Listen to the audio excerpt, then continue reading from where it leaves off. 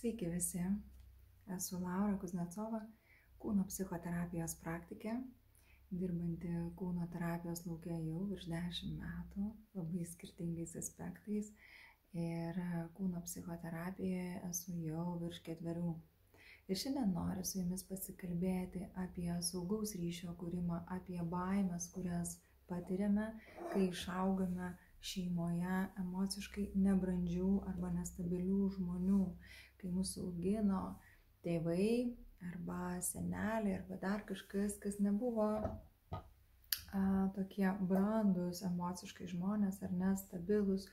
Ką tai reiškia? Tai reiškia, jie galbūt negebėjo talpinti savo jausmų, ypatingai negebėjo išbūti su savo gėdomis ir baimėmis. Tai 2 intensyviausi jausmai, kurių negalėjo toleruoti suaugę, todėl neleido mūsų laisvai kylančioms emocijoms būti, neleido laisvai jų išreikšti, neleido jaustis saugiems tame. Tarkim, jie padarė kažkokį veiksmą, kuris mums pasijuto kaip ribų peržengimas ir mums, vaikams, natūraliai kyla pyktis. Ir iš pradžių mes mokame jį išreikšti. Mes mokame parodyti, kad mes pykstame, kad mums netinka, mes giname savo ribas. Ir kas įvyksta tiems suaugusiems, kurie negeba toleruoti savo intensyvių jausmų, jam gali kilti baimė, kad jie nėra geri tėvai arba kad mumise yra kažkas, ko jie nesuvaldys.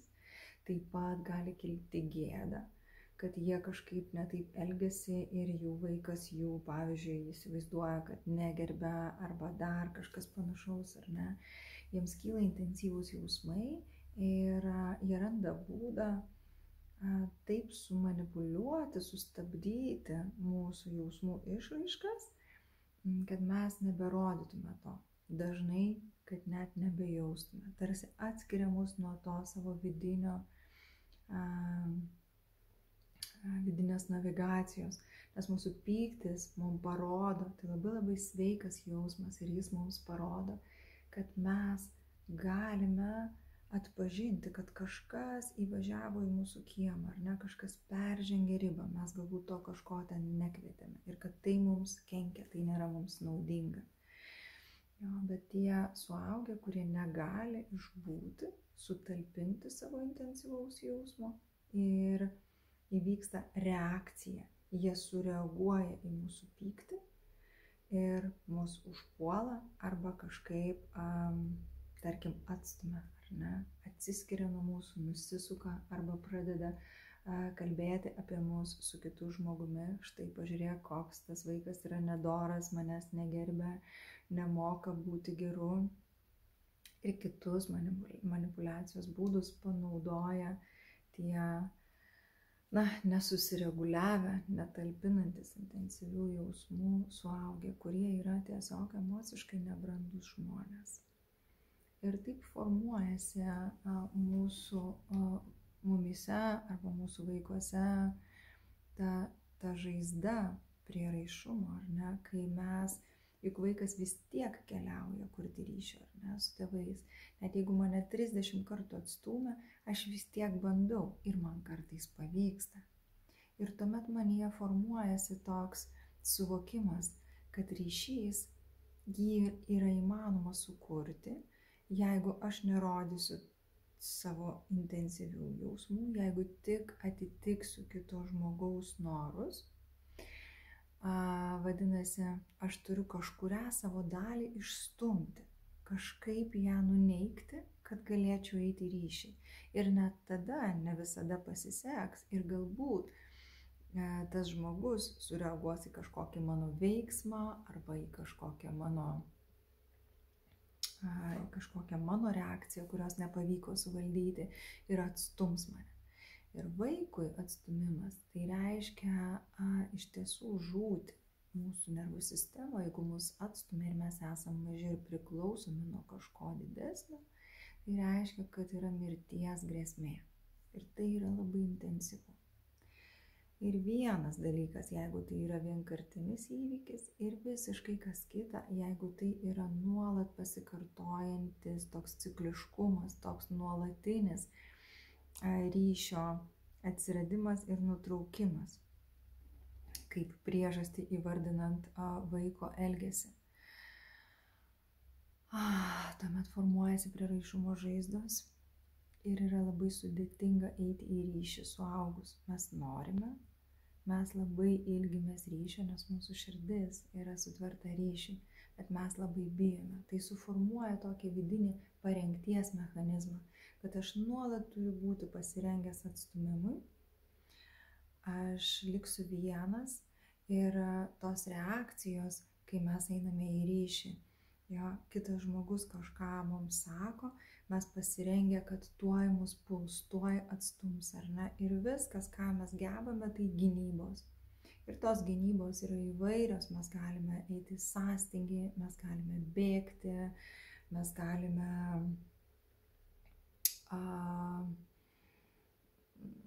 pulti, mes galime vengti, tiesiog neiti į ryšį. Labai labai įvairios ir tikrai manau, kad jūs galite atpažinti arba savyje, arba kažkame iš artimųjų tokias vengimo strategijas arba tokias gynybinės reakcijas. Ir kas įvyksta, mes bijome kurti ryšį, nes mes įsivaizduojame, kad aplinkui nuolat yra grėsmė būti atstumtam. Ir iš tiesų saugus ryšys, jis gali būti kuriamas tarp emociškai brandžių žmonių. Vadinasi, žmogus, su kuriuo aš noriu kurti ryšį, turi būti emociškai brandus, gebantis toleruoti savo gėdą, baimę, liūdesį, nusivylimą, neviltį ar dar kažkokius, ar ne? Ir kai jis gali išbūti su savo jausmais sudėtingais, jis gali išbūti ir su mano. Bet dabar tam, kad aš pasikvieščiau į savo lauką tokį žmogų, aš pats turiu tokiu tapti. Vadinasi, man reikia savyje užsiauginti gebėjimą toleruoti intensyvius jausmus. Tai reiškia mokytis būti su jais, leisti jiems kilti, gebėti juos talpinti kūne. Tai gali būti labai fiziologiška. Taip, tam tikrai siūlyčiau įžengti į kūno psichoterapijos lauką. Nebūtinai asmeninių sesijų būdu, nebūtinai kažkaip. Tai kelių yra begalės, ar ne? Galima apie tai klausytis, galima apie tai skaityti, galima kažką bandyti, galima mokytis tiesiog girdėti savo kūną, mokytis legalizuoti reakcijas, jos suvokti, kodėl jos tokios yra, galbūt kodėl mano gynybos, kodėl aš taip reaguoju į kito žmogaus žodžius, kas manyje pažadina tai, kaip tai juntama mano kūne, kaip aš galiu su tuo išbūti. Dažnai reikia terapeuto pagalbos, bet kartais mes galime ir būdami tame lauke, žinių pagalba, noro, intencijos, kas svarbiausia, pagalba atkeliauti į tam tikrą rezultatą. Ir įsivaizduokime situaciją, kad kitas žmogus išreiškia savo pyktį, nes aš galbūt neturėdamas jokios blogos intencijos, kažkokiu būdu peržengiau jo ribas. Tai vyksta nuolat. Vieni žmonės turi intenciją, kiti neturi blogos intencijos, bet ribų peržengimas vyksta nuolat, toks mini pasistumdymas, ar ne, kartais nemini. Ir kai vyksta tas ribų peržengimas, žmogus, kai kurie žmonės geba išreikšti pyktį. Kai kurie naudoja pyktį kaip manipuliaciją. Tai yra skirtingi dalykai. Bet jeigu aš turiu tą prieraišumo žaizdą, tai bet kuriuo atveju kito žmogaus pyktis į mane pažadins manyje baimę. Tai bus man grėsmė. Ir mano sistemos gali jį nuskaityti kaip puolimą, ar ne, ir kad aš turiu eiti į gynybas. Ir tuomet, tarkim, mano gynybos yra sąstingis, ar ne, aš sustingstu arba bėgu. Tuo metu, kai mano kūnas eina, mano visa nervų sistema, kuri yra autonominė, ji tiesiog reaguoja taip, kaip yra išmokusi, kai jinai ginasi, kas įvyksta, aš tikrai negaliu analizuoti, naudoti savo priekinėje žievėje esančiomis analitinėmis smegenimis ir galvoti, kokiagi vis dėlto to žmogaus intencija. Tuo metu, kai aš esu sąstingėje arba bėgime arba puolime, vyksta tiesiog gynybinė reakcija, kur dalyvauja limbinės smegenys, ar ne tos pirmykštės, roplinės. Ir tuomet tai, ką norėčiau išsiugdyti, tai gebėjimas susireguliuoti, atpažinti, kad dabar aš esu gynybiniai reakcijai. Tam, kad aš galėčiau atpažinti, aš turiu mokytis girdėti save, girdėti savo kūną. Puikiai tam tinka mūsų šeštadienio susitikimai, kur mes mokomės kartu su kitomis merginomis klausytis, atliepti, atpažinti reakcijas kūne. O kaip mano kūne jaučiasi taip, ką mano kūnas prisimena apie tokias gynybas. Ir labai sąmoningai tuo metu, kai nėra grėsmės, mes galime patyrinėti ir tuomet mes galime mokytis susireguliuoti tame pojūtyje. Tai štai, kai sukyla reakcija, man reikia atpažinti, kad dabar aš ginuosi, tada kaip aš turiu susireguliuoti. Galbūt delnų pagalba, ar ne? Kartais, kaip ir su viena klientė tyrinėjame šiandien būtent šitą atvejį, ji mini, kai aš esu fryze, sąstingyje, aš negirdžiu daugybės savo kūno funkcijų. Aš atsiskiriu nuo jų, man jos neprieinamos. Bet labai dažnai mūsų delnai, kadangi jie yra labai nutolę, tai delnai, pėdos mums yra prieinami, tai vadinama periferija, nutolusi nuo intensyvių jausmų vietos, kur yra pilvas, krūtinė. Delnai, jeigu jie yra prieinami, ateina vienas pas kitą ir galbūt padeda susireguliuoti momente, kur aš labai bijau likti vienas. Delnai gali reikšti aš ir aš. Aš ateinu pas save. Ir kadangi tai prisilietimas ir jis gali būti ganėtinai intensyvus, jeigu gebėsiu nukreipti dėmesį į pojūtį, tai gali padėti atitirpinti tą vadinamą fryzą, tą sąstingį. Tai gali padėti man išsivaduoti iš pačios reakcijos. Galbūt mano reakcija yra bėgti, galbūt aš galiu uždėti delnus ant krūtinės ir išgirsti, kaip aš galiu sustabdyti save tame bėgime. Arba uždengti veidą delnais. Leisti savo būti pasitiktam tame, kas su manimi vyksta. Delnai būtų viena iš stipriausiai veikiančių mūsų kūno dalių. Galbūt pėdos jaučiančios žemę po kojomis arba gali įsiremti, įsispirti į kažką, ir padėti susigrąžinti kūną. Kai mes susigrąžiname kūną ir atrandame kūne kitokią būseną negu kad reakcija gynybinė, tuomet mums pasidaro prieinamos tos smegenys, kurios gali analizuoti. Ir mes galime eiti į komunikaciją su tuo žmogumi. Mes galime pabandyti išgirsti, kas yra tai, dėl ko jis pyksta. Ir mes galime galbūt papasakoti savo intenciją. Galbūt mes galime prisiimti atsakomybę ir atsiprašyti, nes kažkur nesužiūrėjome savo veiksmų ar žodžių ir galbūt peržengėme iš tiesų ribą. O galbūt tas žmogus, kai mes kalbamės ir analizuojame ir kvestionuojame, mes galime pamatyti, kad jis tiesiog veikia iš savo žaizdos. Ir mes galime komunikuoti ir ieškoti būdo, kaip mes dviese nepabėgame nuo to intensyvumo, kaip mes abudu išliekame tame ir atrandame kažkokį bendrą buvimą, atsistojame ant vieno laipto.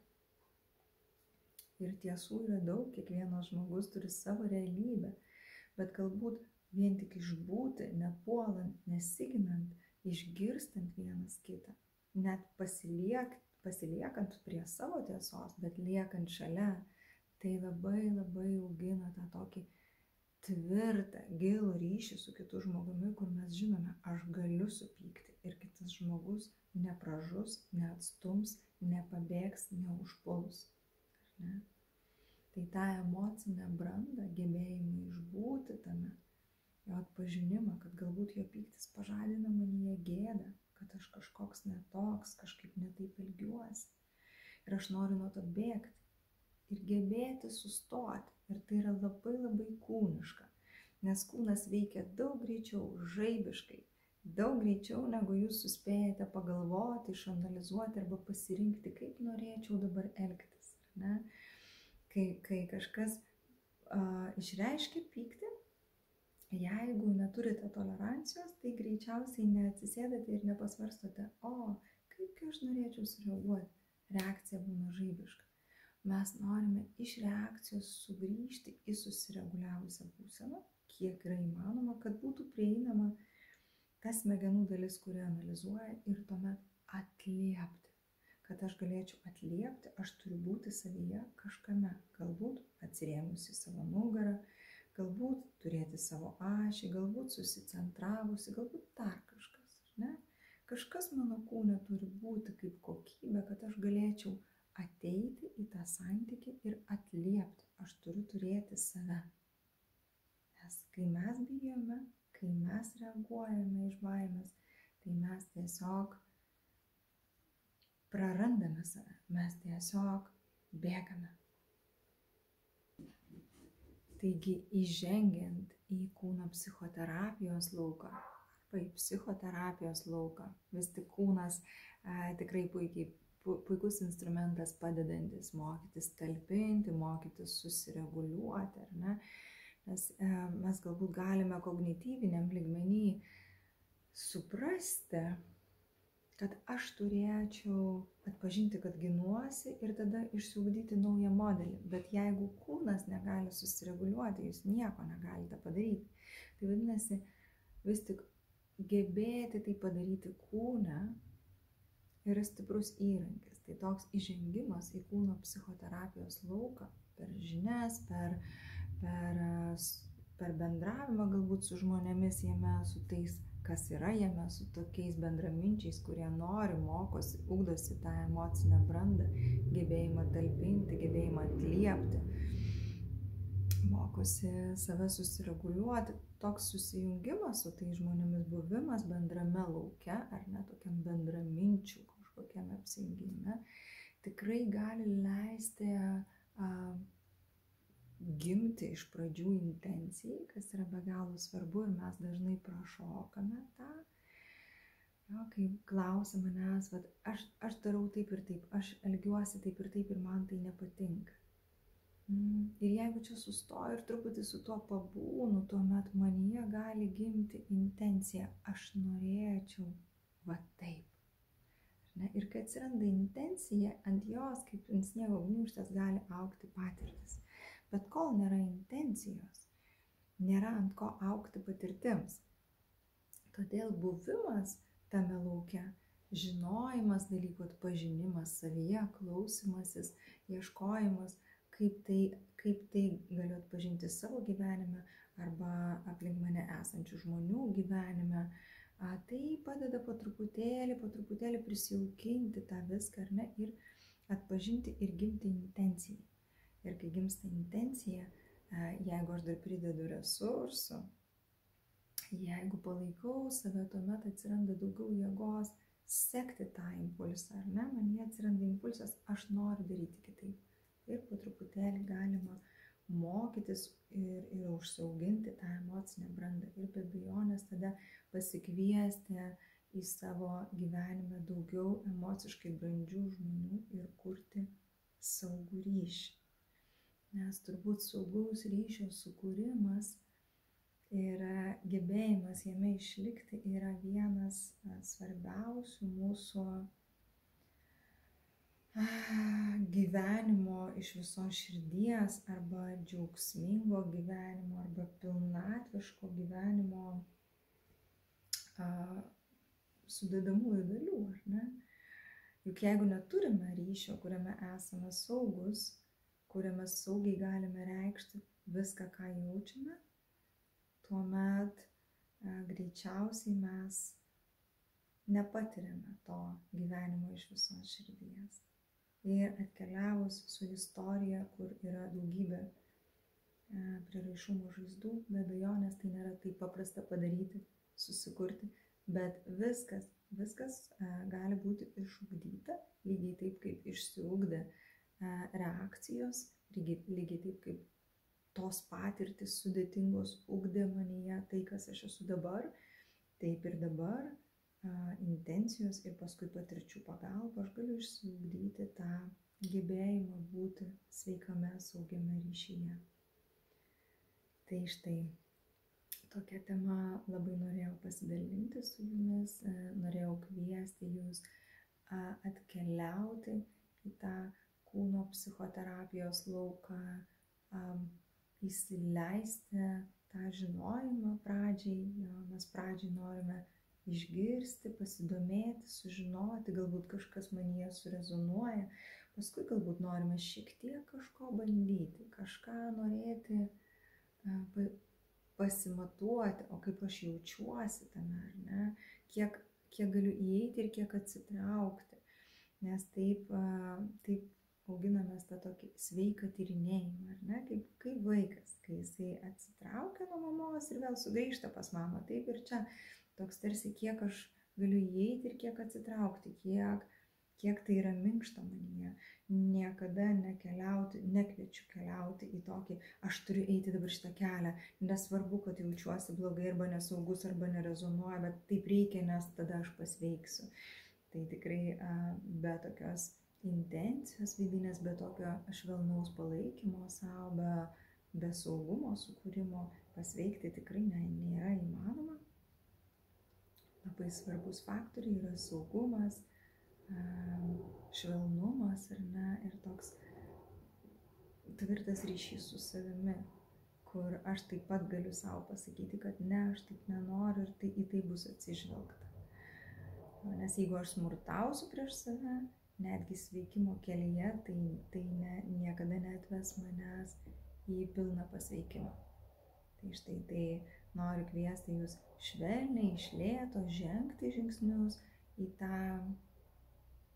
tą tokį kūno psichoterapijos lauką ir aš jau iš tiesų ruošiu tą galimybę visiems, ji bus labai plati, bus labai platus pasirinkimas, kaip aš galiu įeiti į tą lauką ir kuriame to kūno psichoterapijos lauko gale aš noriu būti, kiek laiko ten noriu būti ir kur link noriu judėti.